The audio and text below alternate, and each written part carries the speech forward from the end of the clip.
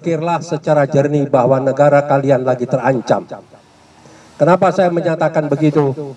Karena lahirnya Majelis Penderitaan Rakyat itu adalah sudah sesuatu tanda-tanda bahwa Majelis Permusyawaratan Rakyat hampir mandul, termasuk Dewan Perwakilan Rakyat yang mandul dan dimandulkan. Mereka tadinya kiri, nggak punya apa-apa. Setelah mereka pegang jabatan sebagai parlemen, mereka gagah perkasa dengan jas dan pakaian yang mewah, mobil mewah. Karena apa? Setorannya sudah, pengeluarannya sudah balik semua. Apa yang dibuat kepada negara ini? Nol besar. Kalau kita bicara toleransi, saya paling maaf ya, paling jijik bicara toleransi. Toleransi apa? Tanah, bumi, hasil alam habis masih mau bicara toleransi. Toleransi apa yang dituntut lagi sekarang? Toleransi apa? Apakah pribumi harus habis, dihanguskan? Tolong jangan berpikir kalau kita berjuang, umat Islam bersuara keras, ini adalah umat Islam selalu tidak bisa tenang. Tidak, karena umat Islam memang selalu ada di garda terdepan.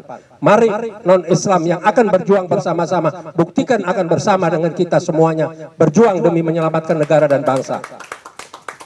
Ini bukan main-main, ya. PPKM diadakan, berkepanjangan, diperpanjang, tapi tenaga kerja asing dibiarkan masuk. Kenapa sih kok cuman LBP aja nggak ada yang berani?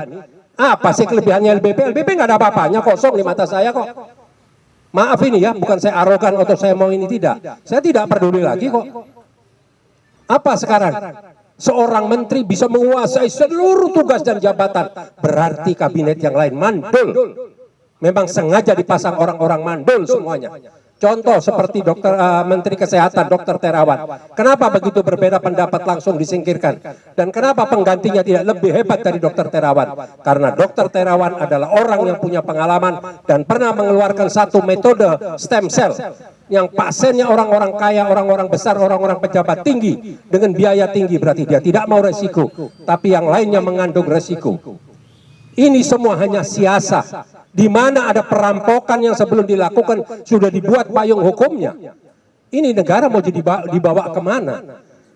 Kadran-kadrun, saya kadrun terbesar di Indonesia.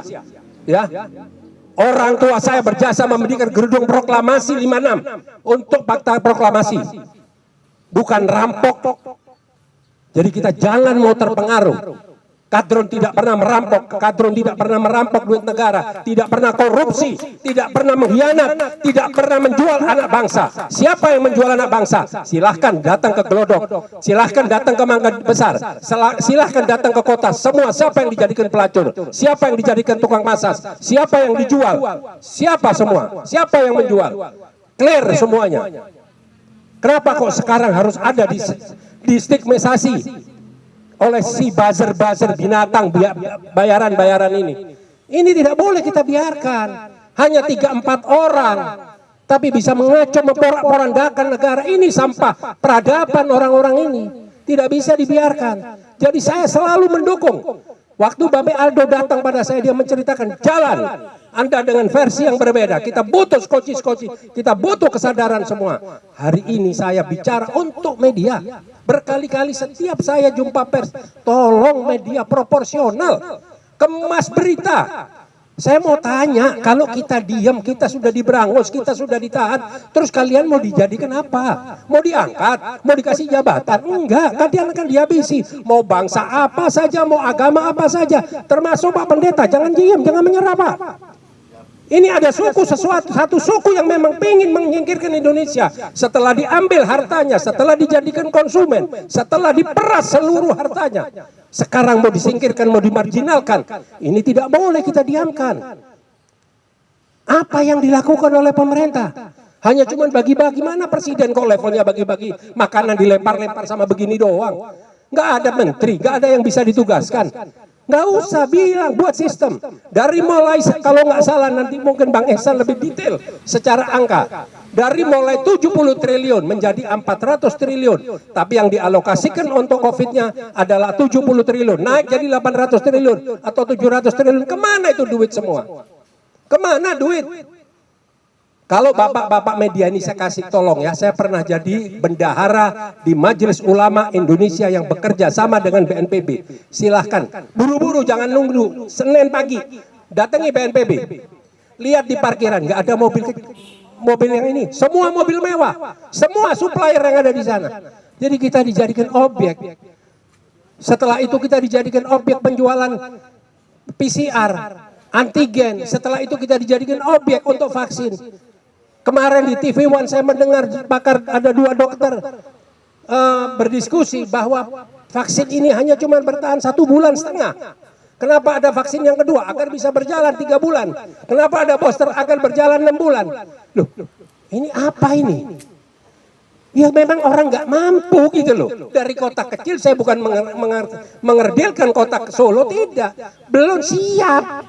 Dibawalah ke kota Jakarta. Siapa yang bertanggung jawab? Siapa yang bawa? Sudah transparan di TV dikelihatkan. LBP dan Prabowo. Dan Hasyim yang membawa.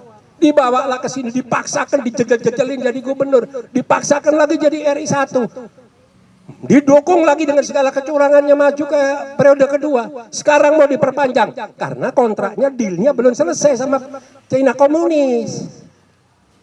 Jadi mau diselesaikan sampai tuntas, diserahkan terimanya. Ngurusin vaksin nggak becus, ngurusin ekonomi nggak becus, infrastruktur berantakan, mau mindahin ibu kota. Kenapa nggak mindahin negara aja sekalian? Duit dari mana? Ilmu dari mana? Anggaran dari mana? Apa kepentingannya? Apakah sudah membuat studi? Apakah sudah dinyatakan bahwa ibu kota tidak layak? Apakah tidak ada tiang-tiang penyangga yang bisa dipergunakan? Ini mau kemana ini negara ini, mau dibawa kemana? Kenapa harus semua diam? Kenapa harus semua takut? Takut kalau yang ditangkap 4, 5 seperti Babe Hakel bilang tadi. Ya kan 4 tahun. Coba yang turun semua.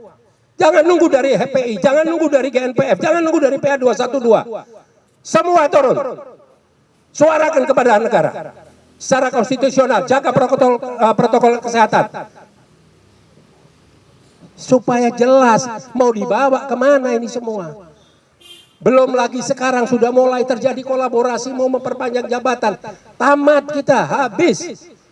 Ini yang menjadi satu perhatian. Tolong Babe Aldo suarakan nanti melalui Majelis Penderitaan Rakyat, di atas Majelis Pemusyawaratan Rakyat karya Anda. Kita akan dukung.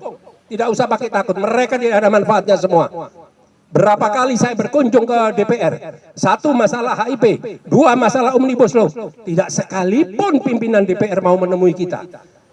Kenapa tidak mau menemui kita? Karena kelompok Habib Rizik? Tidak. Saya yang kedua dan yang ketiga bersama Majelis Ulama Indonesia, dengan beberapa ulama, dengan tokoh-tokoh, tidak juga ditemuin wakil. Apa? Kenapa alasannya? Tidak mau atau nggak mampu? Memang nggak mampu. Nah kalau nggak mampu kenapa dijadikan ketua? Ini bukan bagi-bagi jatah. Ini bukan punya Bung Karno negara ini. Negara ini bukan punya PDI. Gitu loh. Negara ini punya rakyat semua, PDI ada di dalamnya. Bung Karno sebagai founding father kita. Apa sekarang? Lahirnya Pancasila saja sudah mau dimanipulasi. Sudah jelas ada visi dan misi di organisasi partainya. Nanti sedikit-sedikit disalahkan, sedikit-sedikit di stigma jelek. Gubernur dihabisin. Pokok tidak boleh, dari selain mereka tidak boleh hidup. Ingat, bukan karena Anies. Besok nongol Ihsanuddin Nursi-pun mau diangkat, dihabisin. Karena apa? Harus mereka. Karena mereka punya agenda besar. Formula One diributin, tapi yang namanya korupsi bansos yang langsung dengan hajat rakyat dikorupsi. Apa sampai sekarang? Bagaimana Harun Masihu? Bagaimana yang kaitannya sama Hasto? Nggak ada yang berkelanjutan. Nah, jadi itulah ya, mungkin saya terlalu berapi-api, karena kalau saya nanti tidak berapi-api, saya pasti ditegur nanti sama teman-teman saya yang samping kanan kiri. Karena sebentar lagi pasti tonasinya lebih tinggi, Bang Ihsan ini pasti lebih tinggi. Karena apa? Bukan dia hanya vokal, dia sudah tidak tahan lagi. Mereka tahu data, jadi jangan dianggap rakyat ini, mereka tokoh-tokoh ini nggak ngerti. Mereka punya data. Mereka tahu semua di mana kesalahan-kesalahan ini ada. Nah, bagaimana kasus tentang Habib Rizik dan kawan-kawan? Masa cuman karena salah persepsi menyatakan ini sehat terus ditahan sampai 4 tahun? Di mana naluri aparat hukum? Kenapa Joko Chandra dari 10 tahun di drop jadi 4 tahun? Kenapa Pinangki juga demikian? Itu ya sama. Bagaimana dengan yang namanya Haji Munarman? Salah apa Haji Munarman? Haji Munarman itu adalah tim suksesnya Prabowo. Berarti Prabowo teroris dong berketemu dengan Munarman. Kenapa Prabowo bisa masuk kabinet sekarang? Kalau dibilang kita ini ada perbedaan begini, enggak. Prabowo itu yang kita angkat, yang kita dukung, kita junjung di atas kepala. Kita kumpulin duit dari rakyat, dari masyarakat berkarung-karung. Sembayang juga enggak kok. Adiknya misionaris. Enggak ada, kita bukan itu. Kita pingin adanya pergantian presiden karena kita menganggap presiden kurang layak untuk mensejahterakan rakyat, untuk berbuat pada negara. Tidak punya konsep, semuanya dadakan. Nah inilah yang harus kita tidak bisa tinggal diam.